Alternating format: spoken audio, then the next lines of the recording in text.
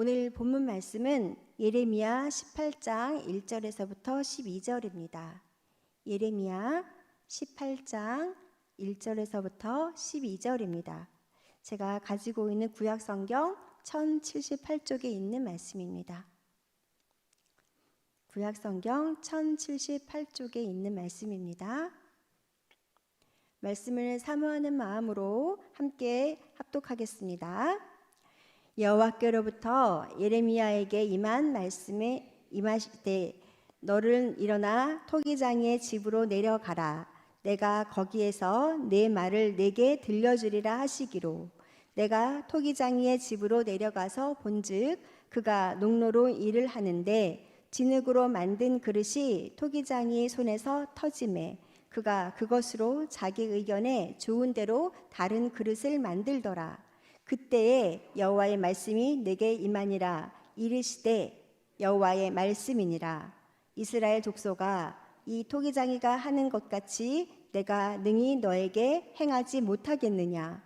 이스라엘 족속아, 진흙이 토기장이의 손에 있음 같이 너희가 내 손에 있느니라.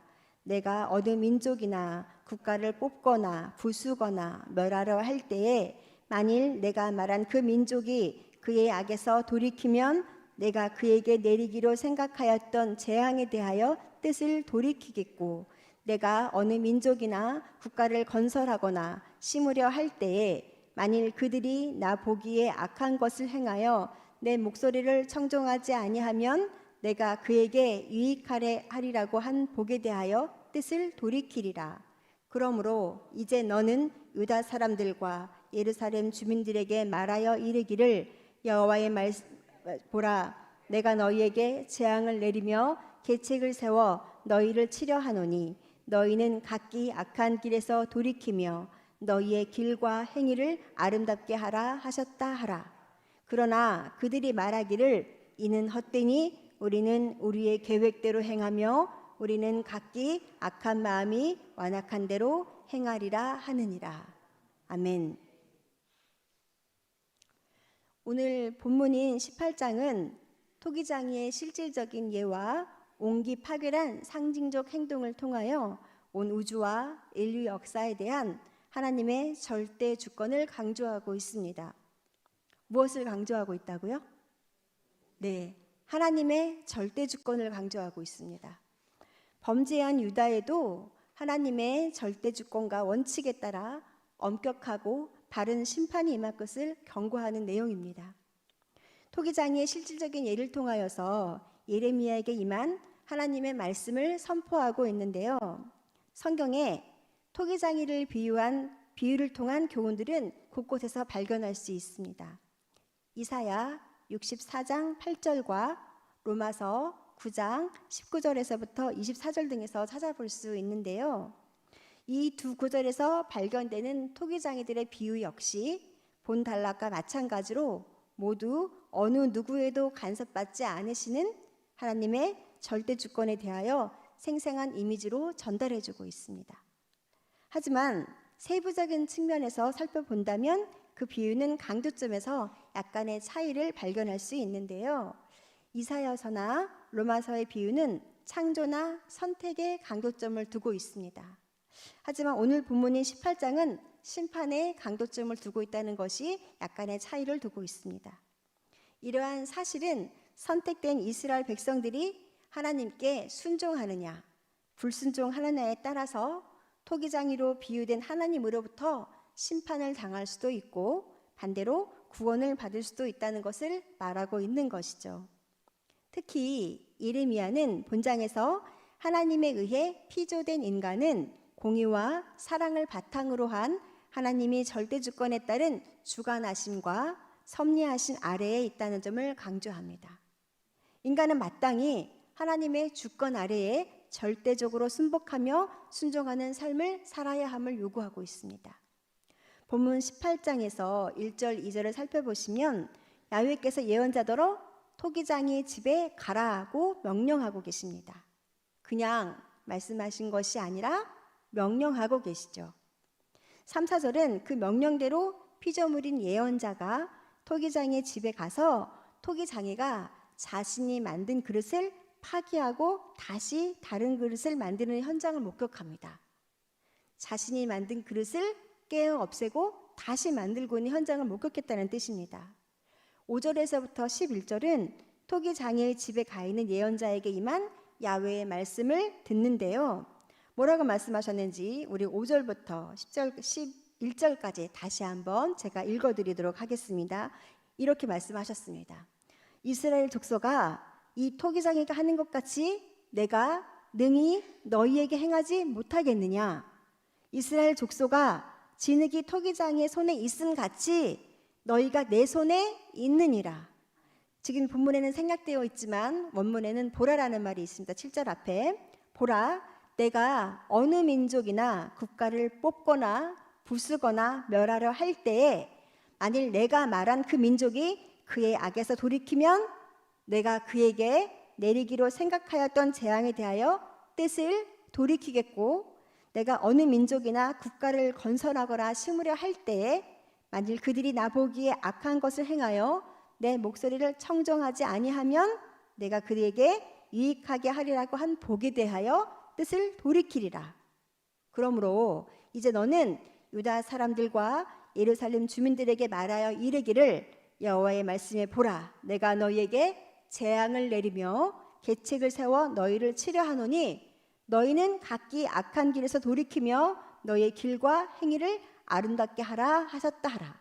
이렇게 말씀하셨습니다.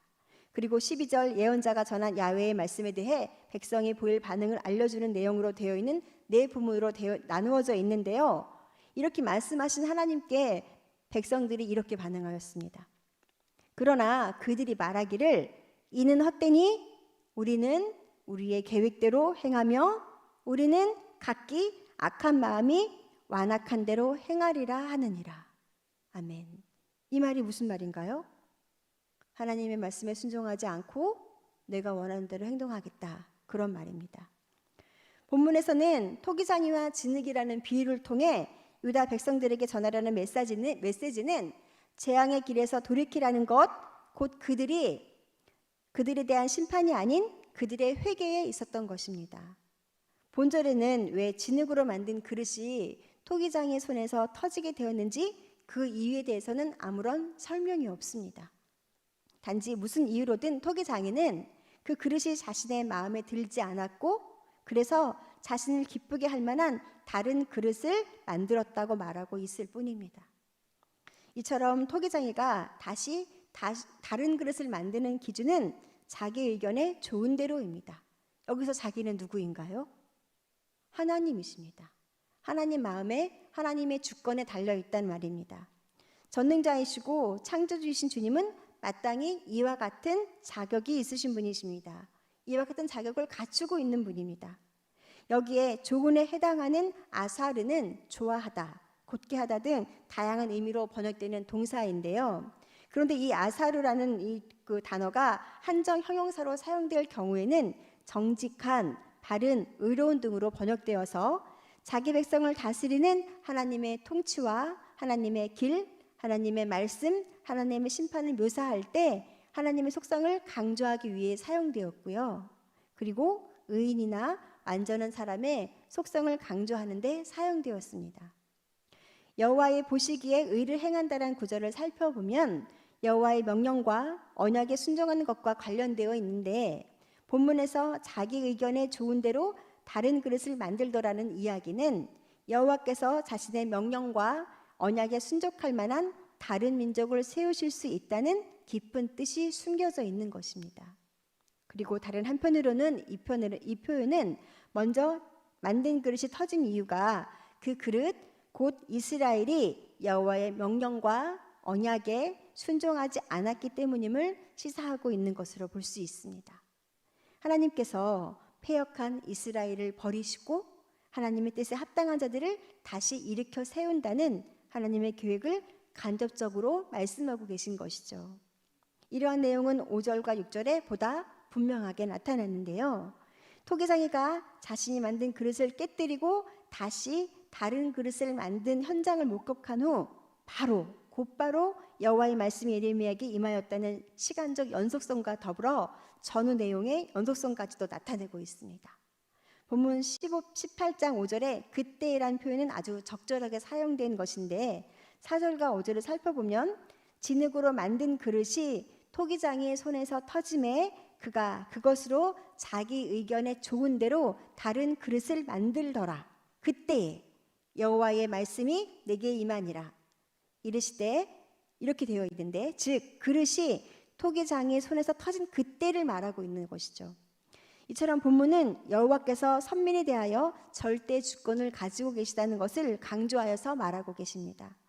개역개정판 성경은 번역을 생략한 본문 7절 서두에 보라라는 의미를 지닌 불변사 힘내라는 표현이 사용되었는데 주로 이 단어는 주의를 환기시키고 관심을 집중시킬 때 사용되고 또 뒤에 나오는 내용을 강조하는 역할을 하고 있습니다. 여기서는 토기장이와 그릇, 토기장이와 여호와 하나님, 그리고 여호와 하나님과 유다 백성이 어떻게 서로 연결되고 있는지를 강조하기 위해서 보라라고 말씀하고 계십니다. 오늘의 본문 중 가장 중요한 내용인 진흙이 토기장이의 손에 있음 같이란 표현은 토기장이의 의도에 따라 그 진흙이 좌지우지 된다라는 뜻으로 이는 유다 역시 여호와의 뜻에 따라서 그 운명이 좌지우지 될 수 있다는 사실을 강조하고 있습니다. 유다의 운명이 하나님의 절대 주권하에 놓여진 것임을 여러 사람들에게 알리기 위해서 하나님께서는 예레미야에게 실질적인 예를 사용하여서 교훈하신 겁니다. 그리고 본 단락의 실물 교육을 통해 사용한 토기장이의 비유는 앞선 14장 13절부터 27절의 안식일 계명 준수에 대한 말씀과 매우 밀접한 연관관계를 지니고 있습니다.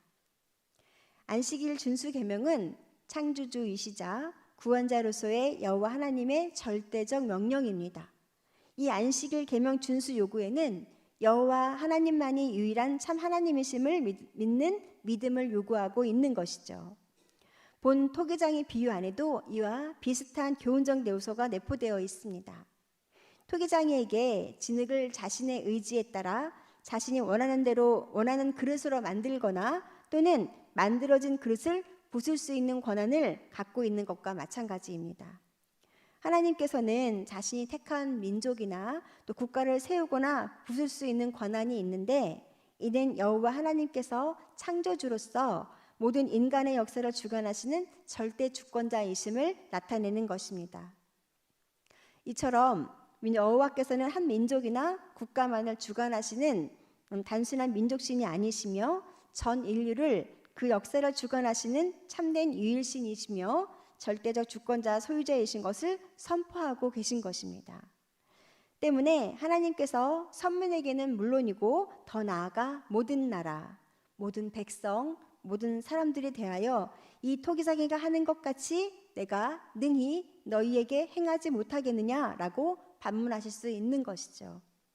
7절과 8절을 살펴보시면 내가 어느 민족이나 국가를 뽑거나 부수거나 멸하려 할 때에 만일 내가 말한 그 민족이 그의 악에서 돌이키면 내가 그에게 내리기로 생각하였던 재앙에 대하여 뜻을 돌이키겠고 특별히 오늘 말씀에 뽑거나 부수거나 멸하려 할 때이란 표현이 나오는 것은 심판의 대상으로 지목된 민족이나 국가가 그 악이 극에 달하였음을 보여주는 것이라 할 수 있겠습니다. 그야말로 그들은 하나님의 무한한 인내와 그분의 거룩하심, 공의를 무시한다 여길 만큼 심각한 죄를 자행한 자들이라 할 수 있습니다. 그런데 그들이 악에서 돌이키기만 하면, 회개만 하면 여호와 하나님께서 내리시기로 작정하셨던 그 재앙에 대하여 즉시 뜻을 돌이키실 수 있음을 주목해 하고 있습니다. 온갖 극악무도한 악을 무수히 저질러 재앙과 파멸, 심판의 자리에 이른 이들이다 하더라도 하나님께 회개만 하면 능히 그들의 죄를 사하고 용서하실 수 있다고 말씀하고 계십니다. 우리는 여기에서 하나님께서 얼마나 자비로운 분이신지를 알 수 있습니다. 예수 그리스도께서 십자가에서 고난을 당하실 때 그 한편에서 죽어가는 강도가 자신의 죄를 회개했다는 것을 말씀을 통해 우리는 잘 알고 있습니다.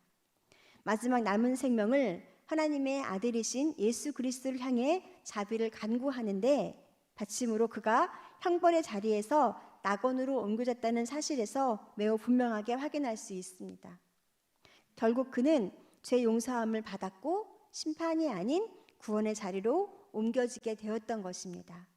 단지 영혼 구원의 문제만이 아닙니다. 회개는 우리의 삶의 자리까지도 은혜롭고 축복된 것으로 뒤바뀌게 할 수 있습니다. 사랑하는 성도 여러분, 이처럼 회개는 우리 내면에서 시작되지만 우리의 삶, 우리의 언어와 행실을 뒤바꿀 수 있을 뿐 아니라 우리의 삶의 주변까지도 변화시킵니다. 참 회개는 죄에서 돌이킬 뿐 아니라 길과 행위를 아름답게 가꾸어 갈 줄도 압니다. 진정한 회개란 무엇이며 참으로 회개한 자에게 요구되는 것은 무엇입니까? 오늘 말씀은 이에 대해 악한 길에서 돌이키며 너희의 길과 행위를 아름답게 하라고 말씀하십니다. 먼저 회개는 악한 길에서 돌이키는 겁니다. 사랑하는 성도 여러분, 사람들 중에는 죄를 뉘우치면서도 죄를 지속적으로 범하는 사람들이 있어요. 그들은 죄를 짓는 것에 대하여서는 아파하지만 죄가 주는 유혹을 이겨내지 못하고 끊임없이 그 죄를 반복적으로 행하고 있습니다. 주께서 빚어주신 피조물인 우리는 내가 원하는 걸음이 아니어야 하고 오직 하나님이 원하시는 걸음이어야 한다는 것을 명심해야 하겠습니다. 하나님의 마음을 정확하고 분명하게 깨닫고 걸음을 옮기는 것이 중요하다고 말씀드리고 있는 것입니다. 하나님이 만드신 피조물임을 잊은 사람들은 내 마음대로 내 뜻대로 움직여주고 순종해주는 사람들을 하찮게 여깁니다. 귀하게 여기지 않는 거죠. 사람이기 때문에 그렇습니다. 죄 많은 사람이기에, 교만한 사람이기에 이런 현상이 생기는 것이죠. 그러나 하나님은 어떠하신가요? 하나님의 말씀에 순종하는 사람을 주님께서 예비하신 복으로 그의 삶을 채우십니다. 채우시되 풍성하게 채우십니다. 그러니 우리는 사람의 뜻, 말, 생각에 의지할 것이 아니라 이 무거우시고 나의 인생길에서 나만을 위해 처방을 내려주시는 주님만을 의지해야 하는 것이죠. 빚어주시는 대로 빚어져야 하는데 빚어지는 피조물이 이렇게 저렇게 내 마음에 합하게 빚어주세요 라고 말할 수 없다는 뜻이죠. 특별히 겉모양만 빚으시는 것이 아니라 마음도 빚어주셔야 하는데 아니 마음을 더 빚어주시도록 내어 맡기는 우리가 되어야 하겠습니다. 삶에 대한 나의 태도와 삶에 대한 나의 자세가 하나님을 향해 있는지 더 구체적으로 마음이 내 마음 속에 하나님의 마음이 담겨져 있는지 살펴야 하는 것입니다. 그 사람의 마음에 하나님의 마음이 담겨 있는지 어떻게 알 수 있을까요? 우리가 알 수 있습니다. 우리는 이 사실을 두 가지 현상으로 알 수 있는데 하나는 그 사람이 하는 말에서 묻어나옵니다. 그리고 또 하나는 그 사람의 행동에서 드러납니다. 왜냐하면 사람의 마음은 감출 수가 없기 때문입니다. 싫어하는 사람을 사랑하는 척하는 것도 힘들고요. 반대로 좋아하는 사람을 싫어하는 척하기는 더 힘듭니다. 왜 그렇죠? 말씀드렸지만 마음을 숨길 수 없기 때문에 그렇습니다. 그러니 주님을 향한 마음을 더욱 잘 지켜가야 하는 것이죠. 진정 회개한 자는 그저 감정적으로 아파하고 그 의지와 삶은 죄악된 것에 짓눌려 있는 무기력한 자가 아닙니다. 왜냐하면 진정한 회개는 악한 길에서 돌이켜 다시 그 악한 자리로 돌아가지 않는 것을 포함하기 때문입니다. 우리의 진정한 소망은 오직 하나님 안에서만 발견됩니다. 오늘 말씀 12절을 살펴보시면 당시 유다 백성들은 회개를 요청하는 하나님의 말씀을 가리켜 이는 헛되니라고 말합니다. 이는 헛되니라고 말합니다. 이러한 말은 하나님께서 심판을 내리실 것이라는 말씀을 거짓된 것으로 여기고 이를 멸시하며 불신하는 생각을 반영한 것에서 나온 것입니다. 또 이는 그들의 악한 생각, 악한 삶의 태도, 악한 행동을 결코 뉘우치지도 않으며 포기하지도 않겠다는 의지로 드러납니다. 다시 말해 그들은 하나님의 말씀에 대하여 귀를 막고 계속 악한 길을 고집하였던 겁니다. 그들이 고집했던 길은 죄악을 쫓는 길이었으며 탐욕을 채우기 위해 물질적 형통과 다산 등을 약속하는 우상 숭배에 이른 것입니다. 그들이 진정 소망이 있는 삶, 축복된 미래를 본받는 삶을 살고자 한다면 어떻게 해야 할까요? 그것은 하나님을 경외하며 하나님을 쫓아 섬기는 삶을 사는 데 있습니다. 거기에서 그들은 풍요로움도 행복도 안녕도 누릴 수 있는 것입니다. 그야말로 모든 것에 풍족한 평강의 삶을 살 수 있는 것입니다. 우리가 이러한 삶을 깨닫는 우리 모두가 되시기를 주님의 이름으로 축복합니다.